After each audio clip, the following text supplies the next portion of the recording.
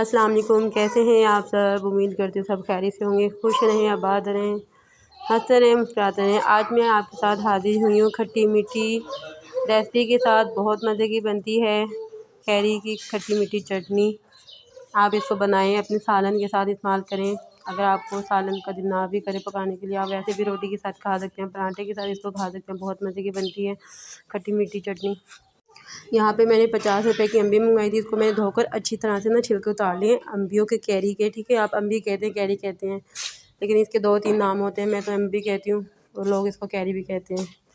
लेकिन आप ना इसको धोकर ना अच्छी तरह से ना कैरी के छिलके उतार लीजिएगा और इसको आप लंबाई में कटिंग कर दीजिएगा स्टिक की तरह। ठीक है, यहाँ पे मैंने कटिंग कर ली है। अब इसके अंदर मैं डाल दूँगी मसाले। अब आपने एक बाउल लेना है और बाउल के अंदर आपने तमाम कैरी को डाल देना है। उसके अंदर आप मसाले डालें। सौंफ 1 टीस्पून, कलौंजी है 1/2 टीस्पून, काला नमक 1/2 टीस्पून, सफ़ेद नमक 1/2 टीस्पून से थोड़ा सा कम, कुटी हुई लाल मिर्चें 1/2 टीस्पून और पीसी हुई मिर्चें हैं 1/2 टीस्पून से थोड़ा सा कम। ये तमाम मसाले आप कैरी के अंदर ऐड कर दीजिएगा। अब आपने कैरी के अंदर 1 कप भर के दानेदार चीनी डालनी है और चीनी डालकर आपने अच्छी तरह से मिक्सिंग करनी है। अगर आपके पास काला नमक ना हो तो आप स्किप भी कर सकते हैं। चीनी डालकर मिक्स करके मैंने रख दिया इसको आधे घंटे के लिए, ताकि चीनी और कैरी अपना पानी छोड़ दे। इसके अंदर हम पानी इस्तेमाल नहीं करेंगे। अगर आपके पास टाइम नहीं है तो आपने थोड़ा सा पानी डाल के मीडियम फ्लेम पे आप इसको पकाने के लिए रख दीजिएगा। ठीक है, अगर टाइम नहीं है, अगर टाइम है तो आप चीनी के ही पानी में इसको आपने पकाना है 35 मिनट के लिए, मीडियम टू लो फ्लेम पे।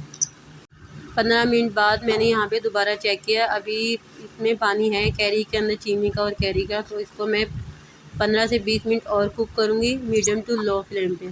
ठीक है, ताकि गल जाए और अच्छी तरह से पानी खुश्क हो जाए।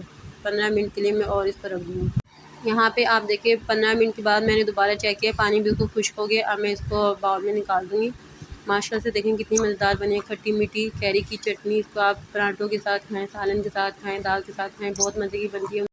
अगर आप सालन ना भी बनाए ना गर्मियों में और इस चटनी से आप रोटी खाएँ, ये इतनी मज़े की लगती है ना, और खाने में बहुत मज़ा आता है रोटी के साथ। कैरी की चटनी खट्टी मीठी, आप चाहें तो सालन के साथ खाएँ, पराठे के साथ खाएँ, या सालन ना भी बनाएं वैसे भी खाएँ, बहुत मज़े की लगती है। इसको आप बनाकर सेव भी कर सकते हैं 3-4 दिनों के लिए एयर टाइट बॉक्स में, लेकिन बॉक्स में पानी नमी नहीं होनी चाहिए। उम्मीद करती हूँ आज की रेसिपी आपको बहुत पसंद आई होगी। मेरे चैनल पे नए हैं तो सब्सक्राइब करें, लाइक करें, खुश रहें, आबाद रहें। अल्लाह।